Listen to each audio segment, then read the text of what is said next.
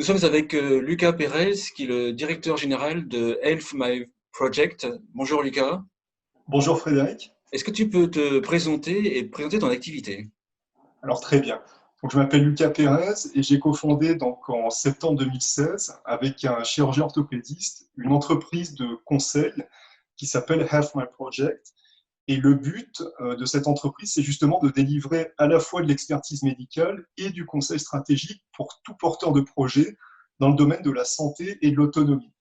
Alors la santé, c'est vrai que c'est un terme très large. Ça comprend à la fois des produits ou des services qui ont attrait au médical, par exemple une application diabète qui là touche à une pathologie, jusqu'à des services et des produits qui ont des finalités, on va dire, un peu plus bien-être, axés par exemple sur la relaxation ou autre. Et pour ce qui est donc du conseil stratégique, le conseil stratégique qui est lié au conseil médical, parce que en sachant si votre application ou votre objet connecté a une finalité médicale ou non, effectivement, cela va vous orienter en fait quelque part dans votre marché en fait, en sachant si vous partez plutôt sur le marché des dispositifs médicaux, donc qui est réglementé par les directives européennes notamment, ou si vous êtes plutôt sur un produit bien-être qui, lui, ne fait pas réellement l'objet de réglementation, encore que il y a des normes à respecter en termes de sécurité, notamment. C'est pas parce que c'est pas médical qu'on peut faire tout et n'importe quoi quelque part. Donc voilà. Et ce que l'on s'est dit en fait, c'est qu'on est parti d'un constat, c'est que énormément de projets ces dernières décennies se sont montés dans la santé, dans ce qu'on appelle la santé mobile et connectée, à travers les applications mobiles. Un fait marquant, typiquement, c'est que quand on a commencé à s'intéresser aux applications mobiles de santé dans les années 2010, on était à moins de 100 000 applications mobiles sur les différents stores de téléchargement, que ce soit Apple, Google et Microsoft. Et aujourd'hui, ce chiffre a quadruplé. Donc, cela effectivement montre un intérêt pour ces applications mobiles de santé, grand public, qui aujourd'hui, voilà, ce chiffre a plus de 400 000. Et on s'est dit, voilà, qui fait ces applications mobiles? Donc des éditeurs, mais encore, qui est derrière l'édition de ces applications mobiles.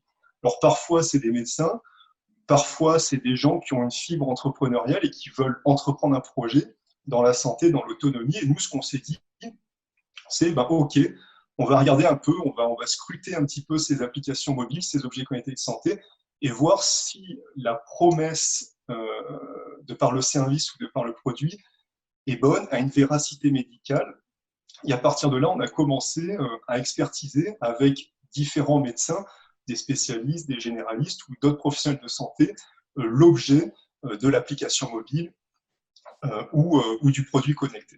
D'accord. Voilà. Juste un petit peu avant de prendre recul, est-ce que tu peux donner des exemples d'applications ou d'objets connectés, et notamment des exemples dans l'univers des seniors, pour qu'on comprenne bien?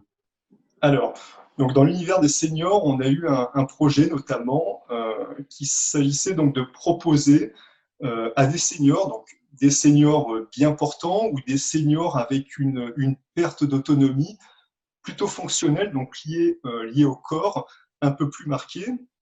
Et donc cette société, donc, qui a été un de nos clients, proposait un kit d'objets connectés pour les seniors avec trois produits. Le premier produit étant une balance impédance-mètre connectée, donc qui va notamment donner des données sur l'IMC, par exemple, du senior, sa santé musculaire et bien évidemment son poids. Un deuxième produit étant un bracelet connecté qui, lui, va avoir notamment des fonctions podométriques. Donc, ça, c'est quelque chose d'assez classique hein, qu'on retrouve sur beaucoup de bracelets ou de montres connectées, qui est le comptage des pas, par exemple, des pas journaliers. Et enfin, une partie un peu plus software sur une tablette qui analyse, qui mouline un petit peu toutes ces données pour justement voir l'état de santé générale du senior, son état de fragilité. Alors, la fragilité, c'est un concept, on va dire, un peu plus tourné vers le médical que vers le bien-être. qui a fait l'objet de recommandations, qui est encadré.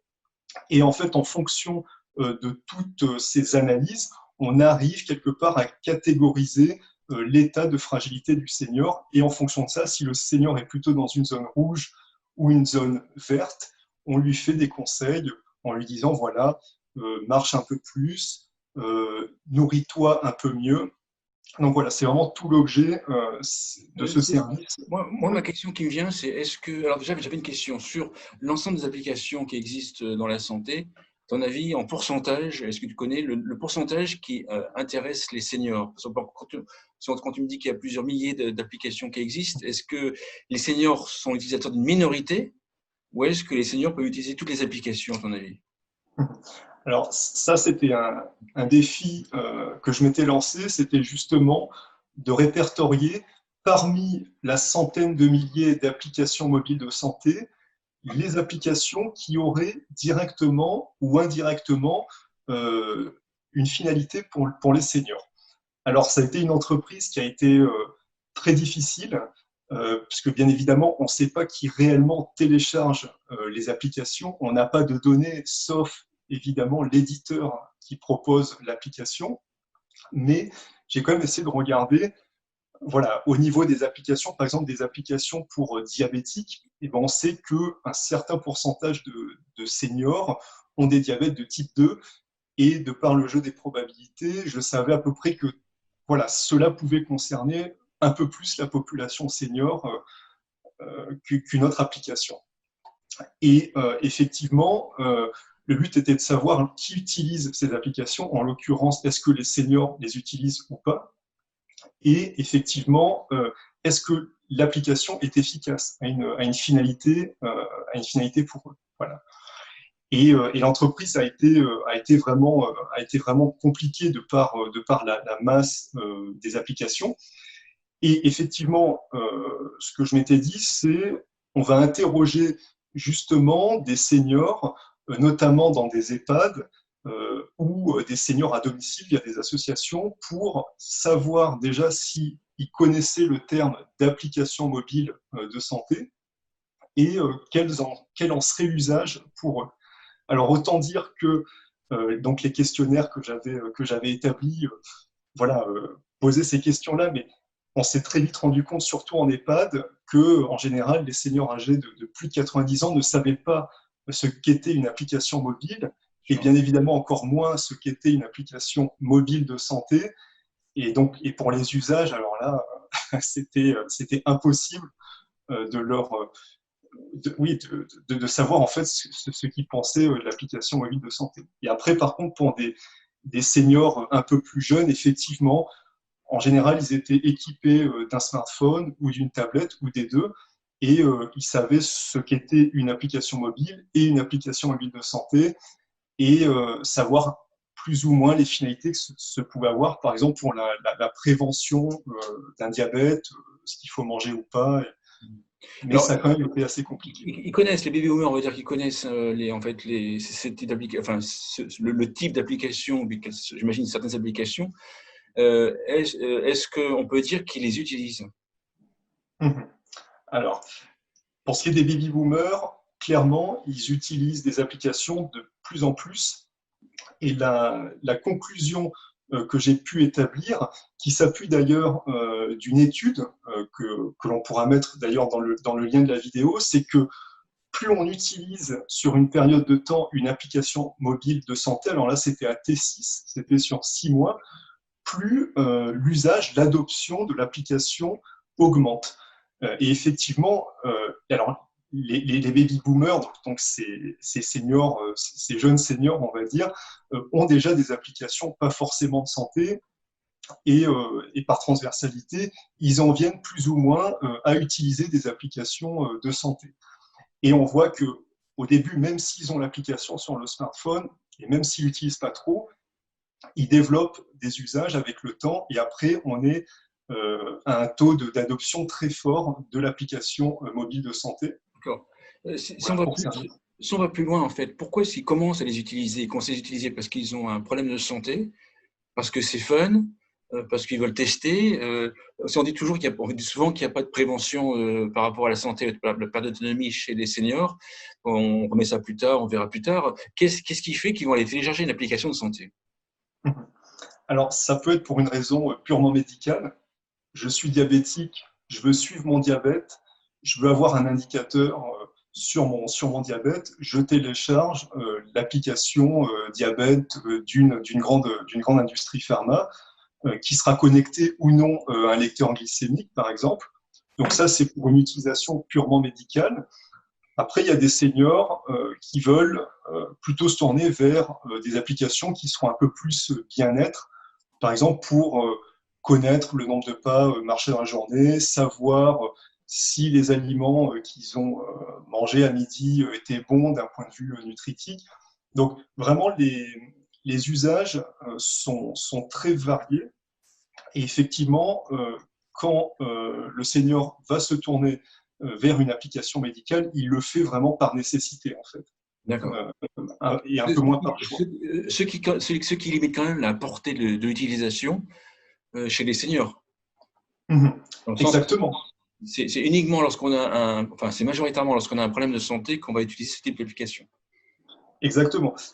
La nécessité est très importante dans l'adoption et dans l'usage, mais effectivement, ce que l'on voit, c'est que les applications mobiles étant utilisées, toutes catégories confondues, on en vient plus ou moins, alors non plus par nécessité, mais par découverte, à utiliser d'autres applications, des applications bien-être pour faire du yoga, de la relaxation, connaître sa fréquence respiratoire ou autre, vraiment dans des optiques bien-être. Il y a aussi une curiosité qui fait que certains jeunes seniors se tournent vers ces applications, de par un conseil aussi qui a été donné par voilà, des amis ou autres. D'ailleurs, les baby boomers sont très connectés. Hein. On sait qu'aujourd'hui, je ne sais plus si on en parle avec toi, mais on sait aujourd'hui que Facebook est devenu quelque part un réseau social pour Gens âgés de 50 ans, comme ça, comme disent les jeunes. Exactement. Et ça a été supplanté justement par des réseaux d'images, on va dire, un peu plus jeunes, des Snapchat et autres, où là, on n'a plus la même catégorie d'âge. Et effectivement, sur les Facebook, on a des groupes qui se créent dans lesquels on recommande des applications où on parle sur de nouveaux services.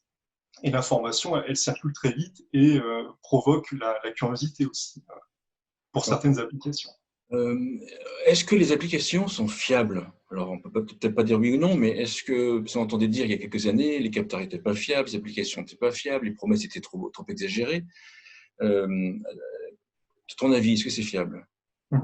Alors, ce qu'on a vu, alors je le redis, je ne suis pas médecin, mais mon associé étant médecin et gravitant avec la communauté médicale, ce que l'on a vu donc du point de vue de la performance du produit, on sait aujourd'hui que alors, les capteurs des téléphones, en fait, un téléphone a de nombreux capteurs, des capteurs gyroscopiques, des capteurs en fait qui vont justement permettre d'analyser l'espace. Et là, effectivement, les capteurs sont de plus en plus précis. Mais par exemple, pour faire un ECG, on sait aujourd'hui que pour faire un ECG, il faut certains points de contact que le téléphone n'a pas forcément, en fait. Ou quelquefois, le téléphone peut avoir la technologie, mais l'utilisateur utilise mal son téléphone ou le petit device connecté qu'il va mettre sur son bras. Et effectivement, ça perd en précision. Et ça n'a plus l'effet escompté. Donc ça, on va dire, c'est le volet un petit peu performance, précision de l'analyse. Un téléphone, quelque part, c'est un objet connecté, en fait. Un téléphone, il peut être connecté par Bluetooth, il est quasiment en continu connecté à Internet. Un téléphone est un objet connecté au même titre qu'un tensiomètre ou autre. Donc ça, c'est pour le côté performance. Et à côté de ça, il y a un autre volet qui est le volet des données, la manière dont l'algorithme va processer toutes ces données qui sont relatives, par exemple, aux muscles, à l'activité cardiaque, et par la suite va faire des recommandations. Ça, c'est un peu la recette propre à chaque algorithme qui va déterminer la performance de l'appli, en fait. D'accord. Est-ce que lorsqu'on pense à ce secteur-là, moi ce que je me dis, c'est qu'il n'y a que les grandes entreprises qui peuvent y aller, qui ont les reins suffisamment solides pour pouvoir mettre des investissements pour ce type de produit. Est-ce que tu crois que des startups créées toutes pièces par des jeunes sur la silver economy peuvent entrer dans ce secteur des applications connectées et des seniors? Mhm. Alors, ce que je dirais, c'est qu'une application mobile, pour la prototyper, effectivement, le coût pour ce prototypage d'une application mobile, pour faire différentes versions, est indéniablement moins élevé que le coût nécessaire pour faire un objet connecté qui, par la suite, va être produit de manière industrielle et qui va coûter énormément d'argent, à la fois pour la fabrication du produit et aussi derrière sur le poste de dépense qui, quelquefois, est le plus cher, qui est la R&D, la recherche et développement.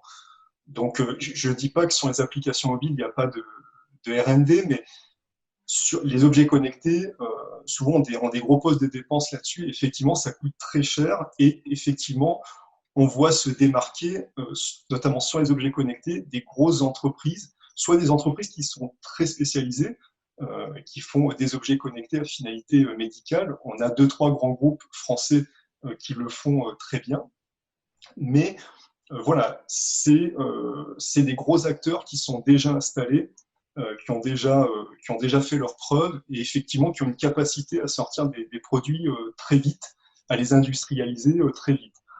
Pour ce qui est des applications mobiles, je dirais que le marché est un peu plus ouvert pour des entrepreneurs, des très petites structures. Il faut bien évidemment il faut des compétences en informatique, en IT.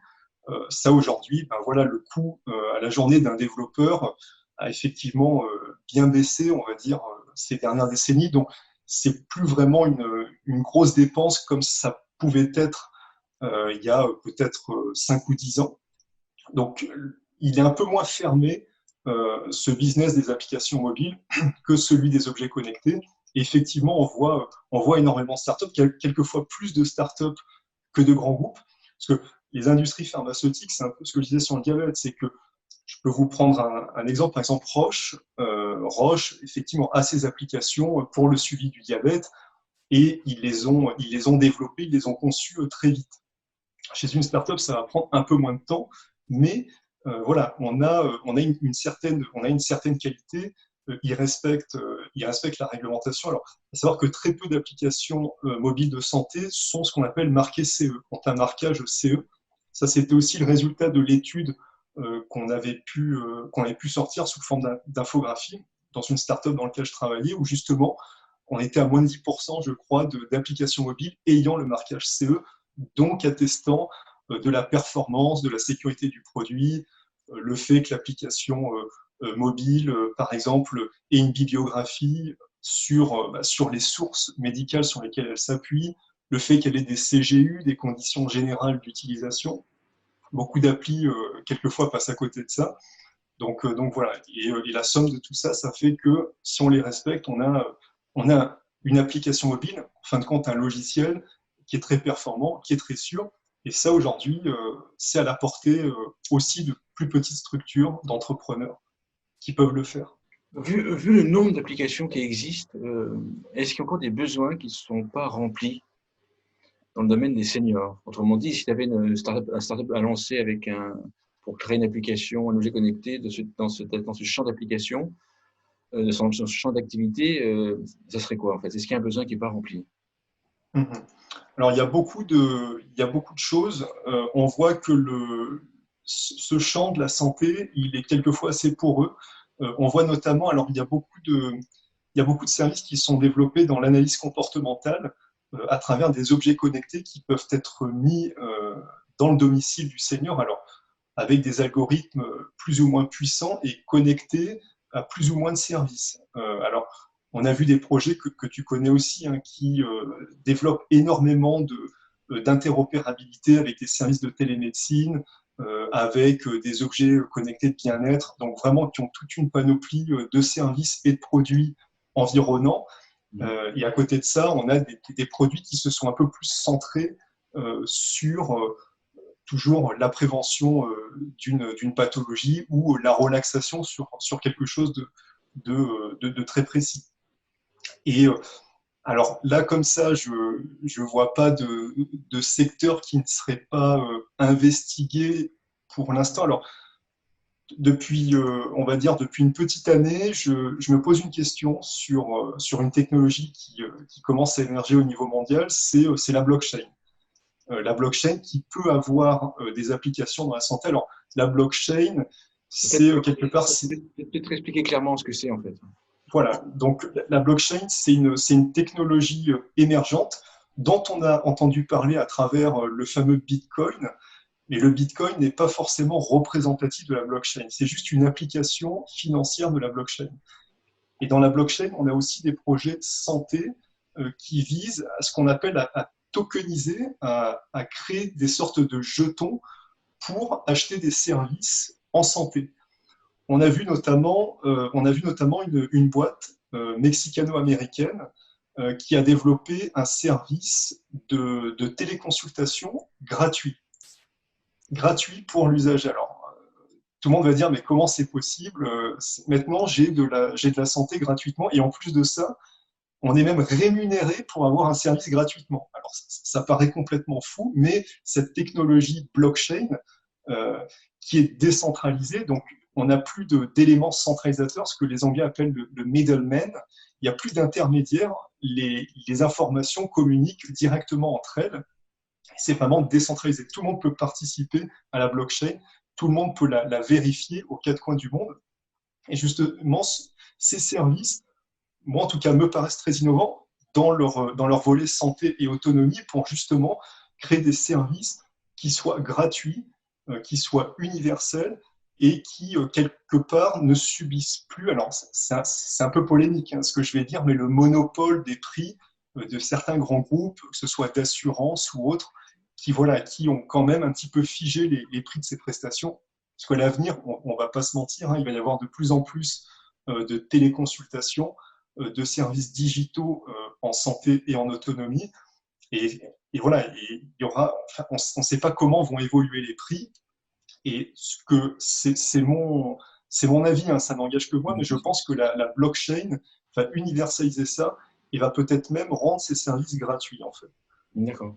Si on parle de marché, en fait, pendant des années, j'entendais que la téléconsultation, la télémédecine, c'est des secteurs qui ne se développaient pas, c'est des actes qui ne se développaient pas parce qu'il y avait des problèmes légaux, administratifs, enfin, bref, législatifs. Où est-ce qu'on en est maintenant? Et est-ce que la période sanitaire, pour ne pas dire crise, la période sanitaire que nous avons vécue, est-ce que ça change quelque chose dans l'usage de ces solutions? Complètement, la période de confinement a catalysé la télémédecine. Alors, la télémédecine, c'est quoi? La télémédecine, c'est un ensemble de sous-actes, dont la téléconsultation, qui est peut-être la plus médiatisée, celle qu'on connaît le plus. C'est-à-dire que j'ai un téléphone et je réalise la consultation avec mon médecin qui est dans son cabinet, et il va me poser des questions où au préalable, je vais remplir un questionnaire automatisé où je vais dire, bah voilà, j'ai mal à la tête, j'ai ci, j'ai ça. Le médecin prend connaissance des informations qui ont été délivrées à travers le questionnaire, et après, avec la visio, par téléphone ou par l'ordi, qui se fait à travers une plateforme, va effectivement nous conseiller, ou voire même nous délivrer une prescription dématérialisée. Donc voilà, et ça, effectivement, donc, pour en venir à ta question, la télémédecine, elle existe depuis assez longtemps dans ce qu'on appelle le code de santé publique, donc qui est dans la partie, je crois, réglementaire du code de santé publique. Et voilà, et on définit ce qu'est la télémédecine. Donc ça existe depuis plusieurs années dans le code de santé publique, mais elle s'est jamais vraiment très développée, enfin développée de manière optimale. Et ce qu'on a vu avec le confinement, c'est que déjà le nombre d'actes de téléconsultation, mais aussi d'autres branches de la télémédecine, que sont par exemple la téléexpertise, c'est quand un médecin, par exemple généraliste, interroge un médecin spécialiste, par exemple un ophtalmo ou autre, sur une pathologie, puisqu'il n'est pas forcément spécialiste, et il a besoin d'un avis complémentaire d'un confrère. Et là, effectivement, la téléconsultation ou la téléexpertise ont carrément explosé en fait avec le confinement. On est passé de quelques 10 000 actes de téléconsultation à plus de 1 million d'actes de téléconsultation au mois d'avril, donc en pleine période confinée. Et effectivement, donc, ça a eu un impact très fort, le fait qu'on soit resté à domicile, que voilà, on n'avait pas forcément l'occasion ou la possibilité de se déplacer chez le médecin. Et effectivement, ces services, aussi grâce quelque part aussi à l'assurance maladie, qui a dit, ben voilà, tous les actes de téléconsultation seront remboursés à 100%, donc avec des facilités aussi de par les organismes de sécu, de sécurité sociale, qui ont encouragé la donne.